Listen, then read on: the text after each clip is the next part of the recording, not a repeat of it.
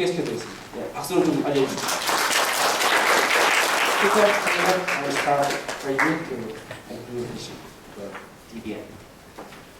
영어로 진행될 거고요. Please speak slowly for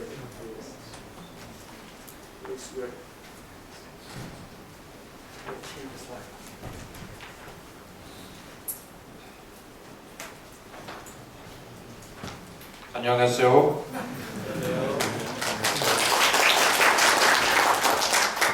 피터 엘링슨입니다.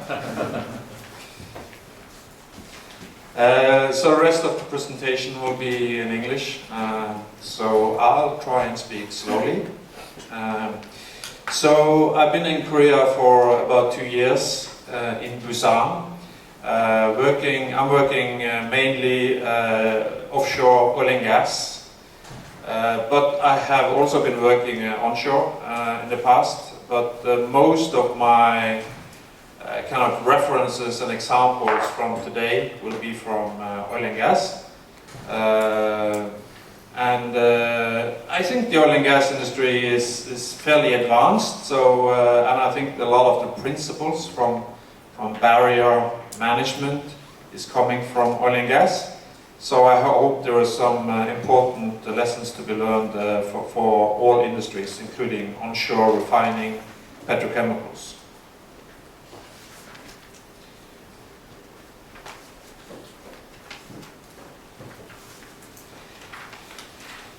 So I'm going to go through some of the trends we have in safety, and also some of the findings we have from recent accidents.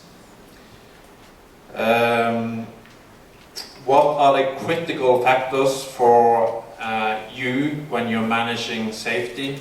What are the critical success factors? And also we're going to talk about human factors. Because barriers is, something physical in a way, but some barriers depend heavily on humans. And we'll come back to that. And then the purpose of barrier management and dynamic barrier management. So why dynamic? Why do we call it dynamic barrier management? And not only barrier management. We'll come back to that as well. And I'm going to talk a little bit about a barrier management dashboard.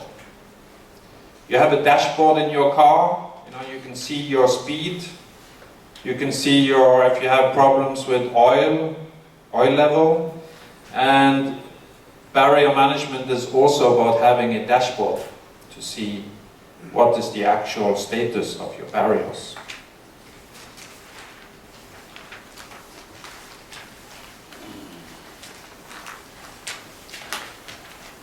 So this graph shows that the industry has actually improved a lot on occupational safety.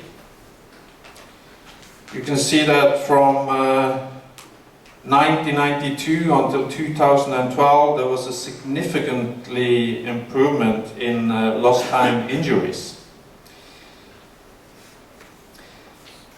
But when we are talking about barrier management, we are not talking about occupational safety. It's different. It's fundamentally different. Occupational safety is easy to measure. You have slips, trips and falls. People get injured, it gets registered. You have a lot of, hopefully you have not so many injuries, but normally in a big plant, you have a lot of near misses, you have a lot of reporting on occupational safety. On catastrophic major accidents, you don't have that every day. You don't have that every year. You have it maybe once in a lifetime in your company, and hopefully none at all. So we're talking about completely two different things when we're talking about occupational safety and major accident risk. But a lot of safety managers, when they're talking about safety, they talk about they don't really distinguish between major accident risk and occupational safety, but there is a big difference that you need to be aware of. One important thing about barrier management is that you're trying to be proactive. You're trying to prevent the big accident. A lot of the focus on the occupational safety is, yes, you have focus on the right behaviors, that people should hold the handrail, that people should wear a helmet, PPE.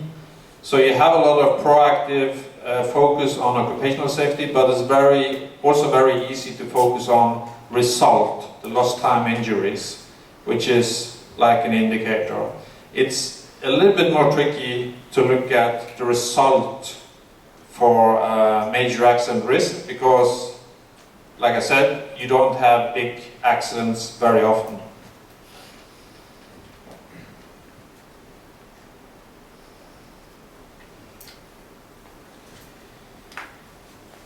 So how can we monitor major accident risk? How can you establish key performance indicators for major accident risk?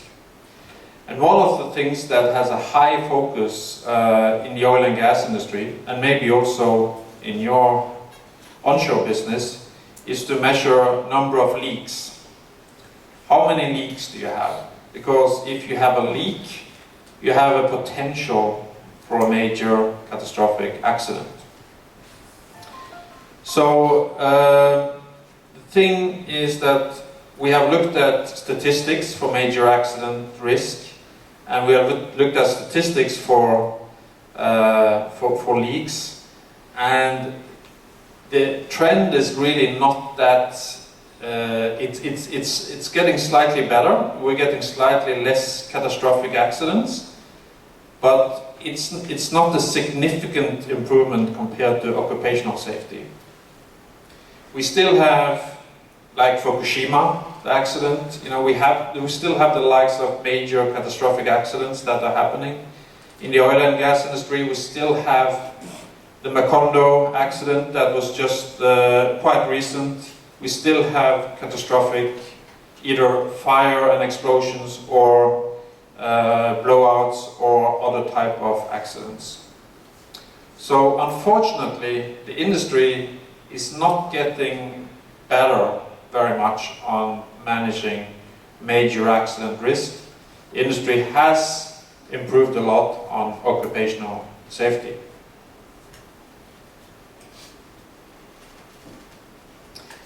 The other thing about the difference between occupational safety and major accident risk is that major accident risk is very complex. Normally you have a breach of barriers, a lot of barriers. Occupational safety, there's normally a very simple causation. If you fall and you don't hold your handrails, the cause is that you didn't hold the handrail, and it's a very simple causation. In a major accident, you have a lot of barriers that are breached. Either you have the gas detection didn't work, the pipe was corroded, the shutdown function didn't work, there was no blowdown, the escape ways didn't work, a firewall was removed. There's a lot of holes in the cheese. And the key thing here is to make sure you don't have too many holes in the cheese. That's one of the most important things in barrier management.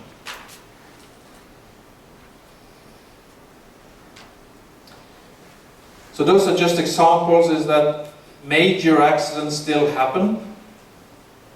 I don't know about Korea. Maybe Korea is good. I haven't seen the statistics on Korea if you have accidents like this. You for sure had a ferry accident, not a long time ago, but also in the onshore refining petrochemicals. Do you have accidents? I assume you have, but mostly, hopefully, limited consequences.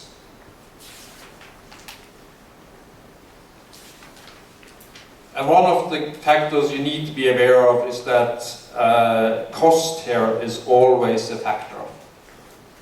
BP was heavily criticized when BP had the Macondo accident, BP had the Texas refinery accident, BP had an oil leak in Alaska with huge environmental consequences. So BP was criticized for compromising on safety to optimize, the revenue. So it is a difficult balance, of course, but one underlying factor here should be that you're not compromising on safety to be successful in barrier management. It doesn't mean that safety has to be extremely expensive, it just means that you are managing safety in a smart way.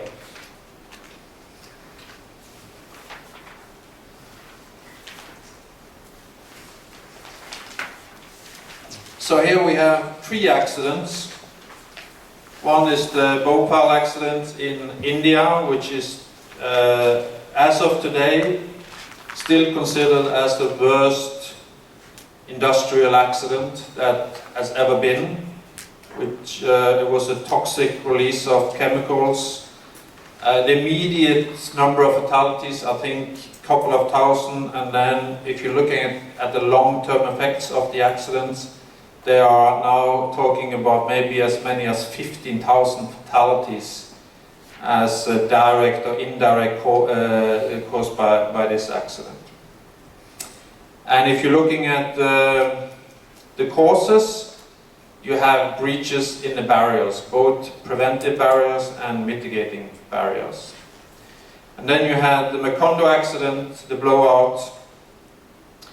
The Macondo accident, actually, a lot of drilling operations is quite complex because there's a lot of manual operation, there's a lot of stakeholders on the rig, there are a lot of people from different companies on the rig, and decisions and who's got responsibility to take a decision is not always clear. And in this case, there was a pressure test of the valve, and the pressure test is something you have to do in order to ensure that your barriers are working. But that pressure test was inconclusive. Basically, the pressure test that they didn't say if the barrier was in a good condition or not. And then there was a decision made to still continue with drilling operations, even though the pressure test was inconclusive. So somebody made the decision to proceed operations, although they knew it could be a problem. Yeah. So here you see that barriers, even though you have barriers, it doesn't always help, because people still have to make decisions. So human judgment is extremely important when it comes to barrier management.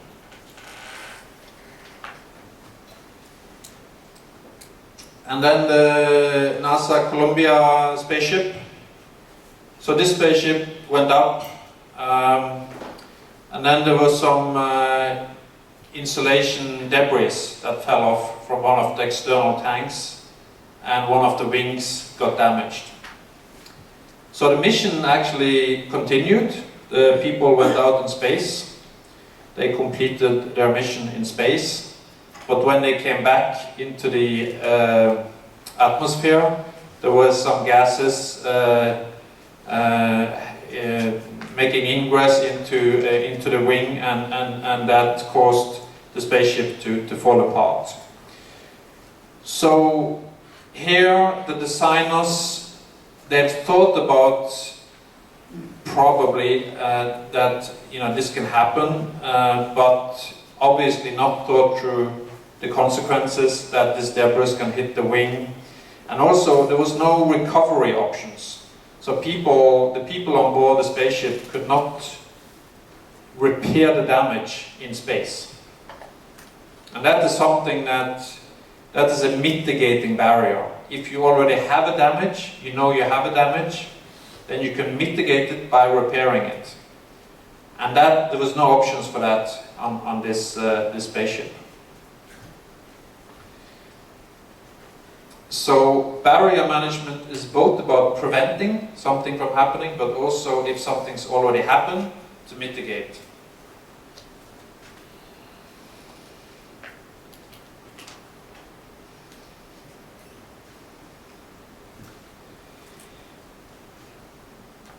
Barrier management is not the only thing that will ensure safety. It's one of several factors.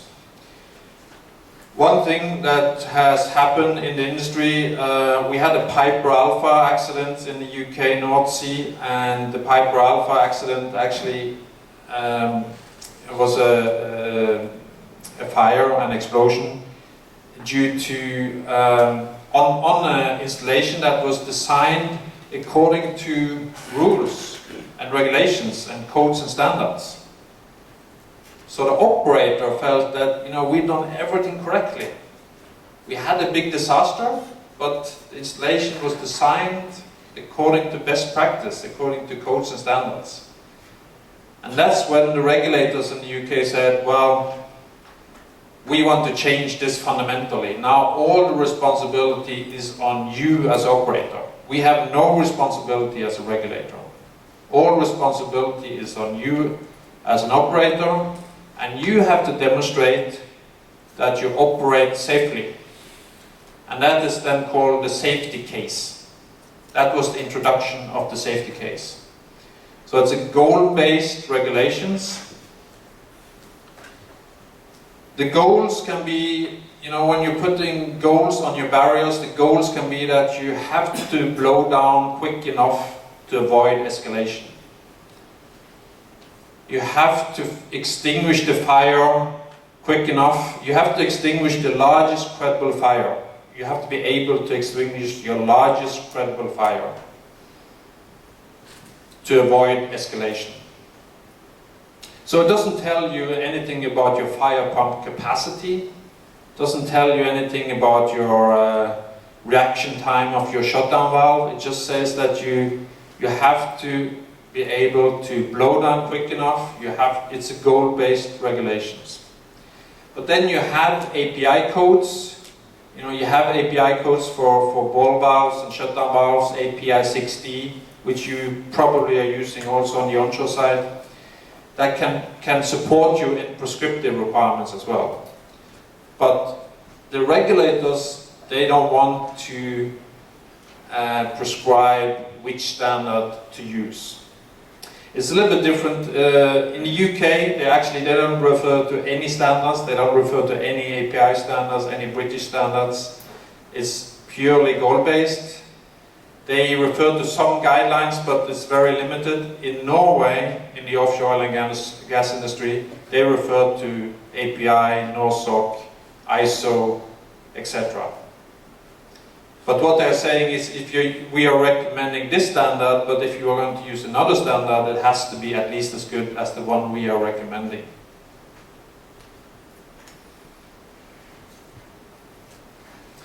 And also, if you're using contractors, the contractors, you are responsible for the contractors. If the contractors are working at your sites, you're not able to blame the contractor. That is they have to follow the same procedures, they have to have the same knowledge about your barriers as you have. You are responsible for the contractors, and that is also part of the regulations that now is in place in the UK and Norway. You have the duty to look after and assess that your contractors have the competence to operate anything safely or to act safely within your plant. So for BP, when they had a Macondo accident, it's not possible for them to say, well, it's his fault. I was buying services for him, but he didn't do his job. BP was the duty holder. BP is responsible. BP hired the rig from Transocean. They hired services from Halliburton. They procure the services. they are overall responsible for the contractors.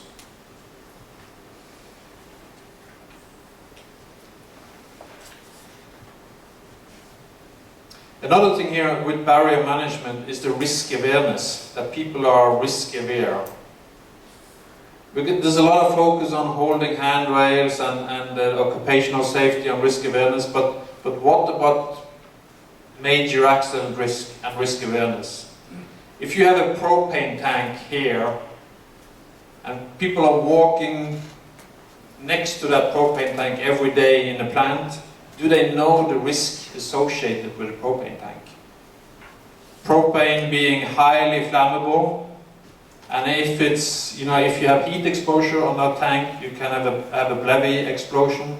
Are people aware of the risk, associated risk with your plant and with the hydrocarbons or chemicals that you have in your plant?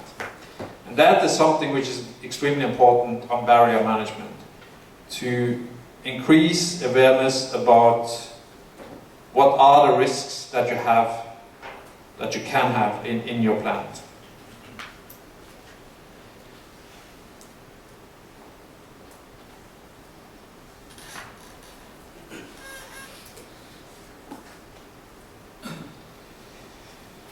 So we have the bow tie. Some of you maybe have worked with bow tie. And to me, the bow tie is extremely powerful when it comes to visualizing what can go wrong. What can go wrong is the top event. So visualizing what can go wrong is like, take the Columbia NASA spaceship. What can go wrong? Okay, you can have debris hitting the wings.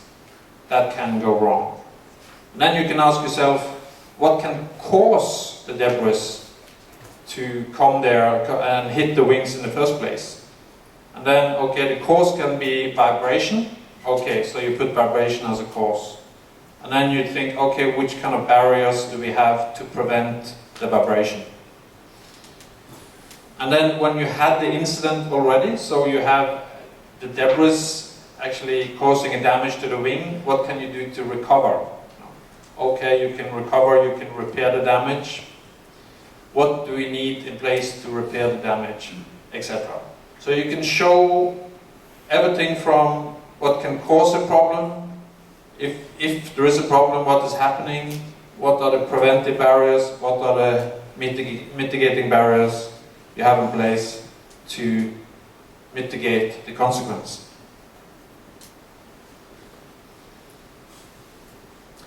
Normally you have a lot more barriers on the right side. So you have a left side of the top event and you have the right side. And the right side, because on the right side you have, say if you're talking about a leak, you have gas detection, you have fire detection, you have shutdown, you have blowdown, you have escape, evacuation, you have communication, alarms. You have a lot of mitigating barriers. Of course, then the preventive barriers are also extremely important. We talk about in the oil and gas industries, there are two barriers that are the most important. So you have maybe in total you have 20 barriers, but there are two that are the most important. Which ones? It's the critical question. Which are the two most important barriers when it comes to explosions and fire, at least? Number one, containment. Avoiding leaks is in the first place. Try and avoid any leaks. Keep your chemicals, hydrocarbons within the pipe. Number one. But if you do have a leak, which barrier is the most important? Icing? IS. Yes, ignition source control. Exactly. So one is to try and avoid gas leaks and hydrocarbon leaks and liquid release. But if you do have a leak, you should be in control of your ignition sources. And also, when you're having bow ties, when you're having hazards, try and think about anything that can happen. Anything. Even the most unlikely event, try and figure out what can go wrong. Because the Fukushima plant was not designed for a tsunami. You know, tsunami is now, the awareness that people have on tsunamis now is a lot higher than before. Everybody who are designing something now on the coastline somewhere are thinking about the tsunami. They didn't think about the tsunami before. But after we had 2 big tsunamis, everybody are thinking about the tsunami. Or the 11th of September, nobody thought about that you could, you know, fly an airplane into the World Trade Centers. Nobody, yeah? Impossible. After that event, people think about that scenario when they're doing risk assessments. Yeah? It's in English we call it the black swan. The black swan is something that is extremely unlikely with a high consequence, catastrophic consequence.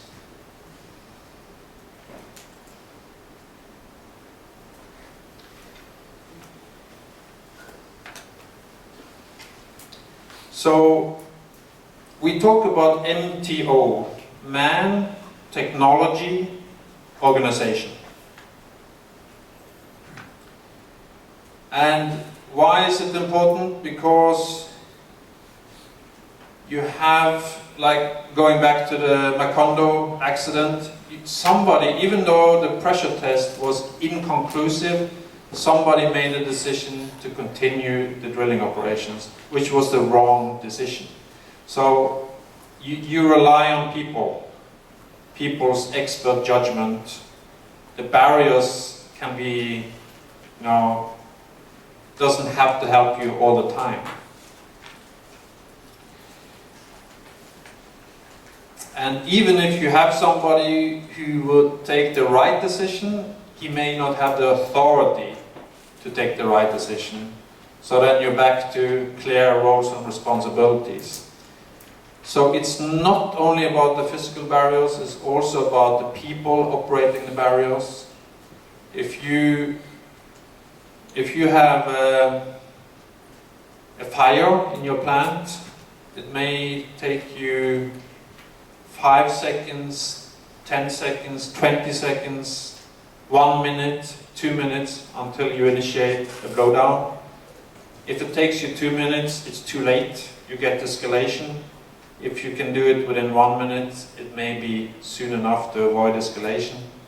So you rely on the reaction of your organization, your people, and your processes and your procedures to avoid having the catastrophic fire scenario in your plant.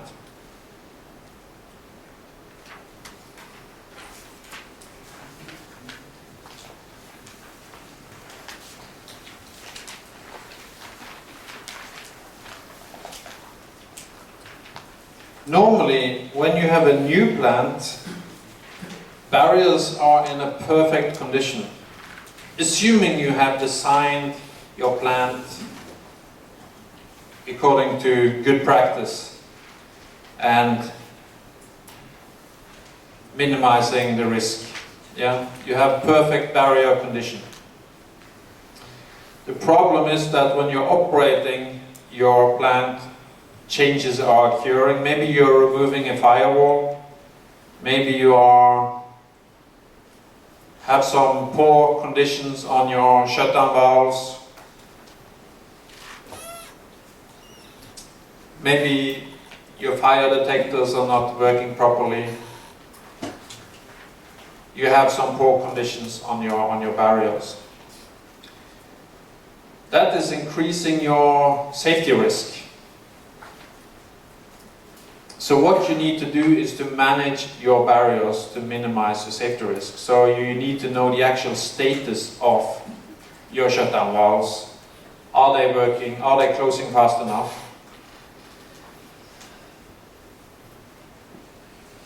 You need to know the condition of your piping.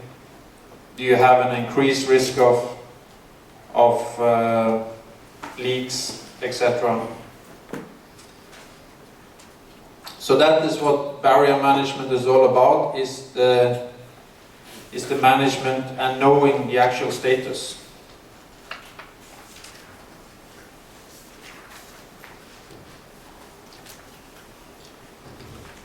We will have one presentation on human reliability this afternoon.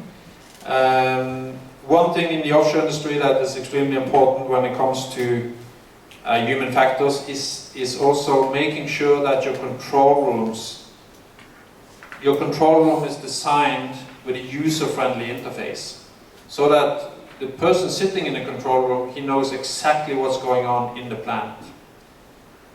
The person in the control room should not be overloaded with alarms. There should not be too many alarms in the control room, because what happens then is that you get confused. You should have the essential alarms in the control room, and you should be presented with some information that quickly gives you a full overview of what's going on.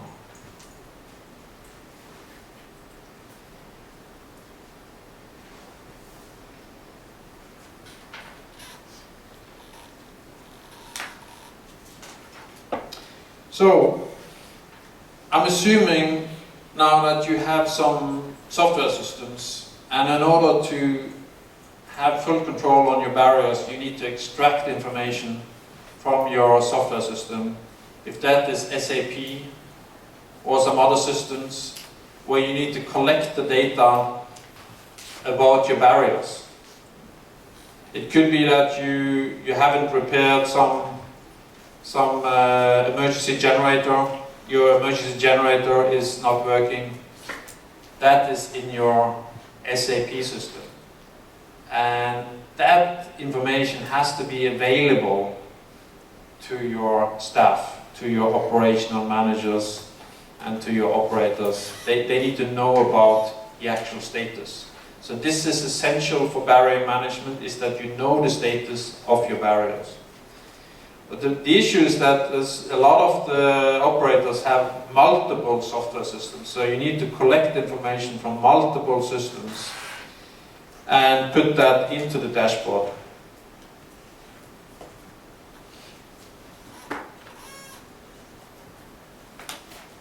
So you can have information from the maintenance system, you can have a system that is showing you the overrides. Maybe you have some overrides. Maybe you're doing some hot work and you've kind of overridden all the gas alarms, gas detectors, fire detectors are overridden. So if you override your safety systems, that is also essential information in your barrier dashboard.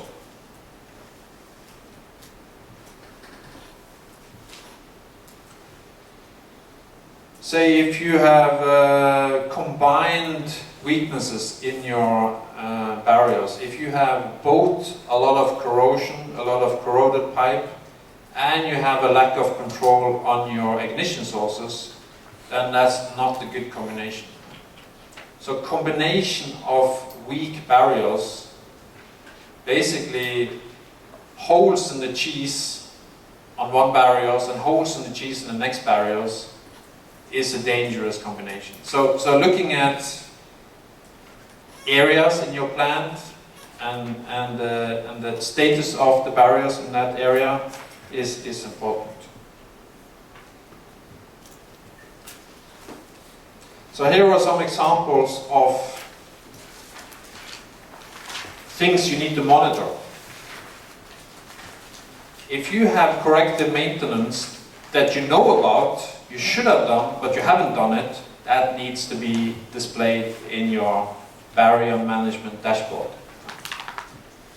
If you know you need to repair your emergency generator, if you know it's not working, then people need to know about it, and that information needs to be in the barrier management dashboard, because that is essential to know in order to mitigate potential accidents. Or if you know you have a lot of corrosion in a certain areas and some piping, if you know you have some problems with the flanges in a certain area, that you have a higher probability of leaks, then that needs to go into the barrier management dashboard. Overdue preventive maintenance. If you know you haven't tested your gas detectors, if you know you haven't tested your shutdown valves, you need to display that information. People need to be aware of that. Because if you're not testing, if you don't know something is working, it means that you have a higher risk. This is also something you need to display in your barrier management dashboard. Availability information. If you know that your gas detector is only 90% available and it should be 99% available, then that's also essential information to know. Then you need to increase your test interval to make sure you have a higher availability on your gas detectors. And the overrides we talked about, or if you have some critical findings from some audits, or you have some temporary risk mitigating controls. The question is this data retrievable? What is the quality of the data? Etc.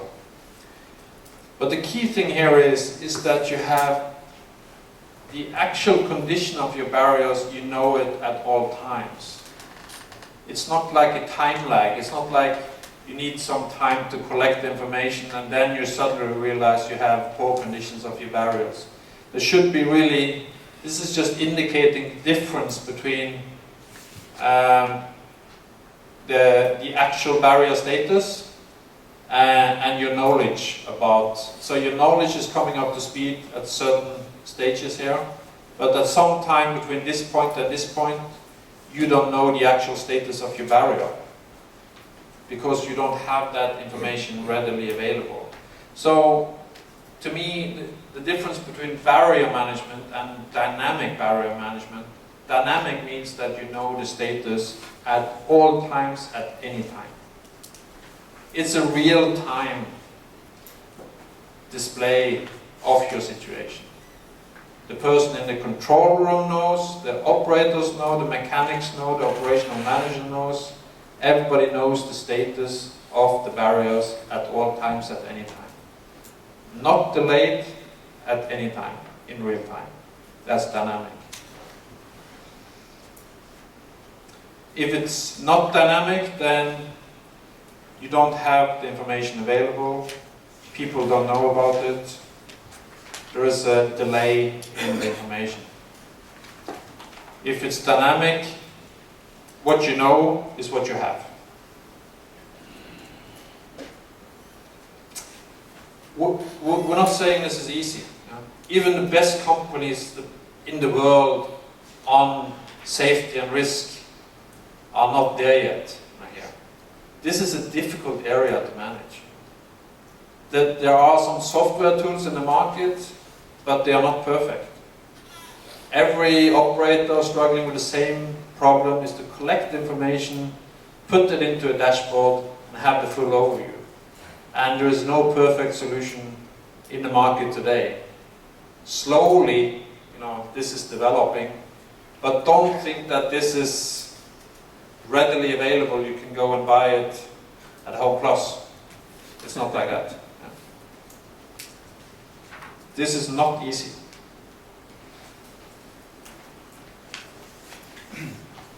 So, do you know the actual status of your barriers?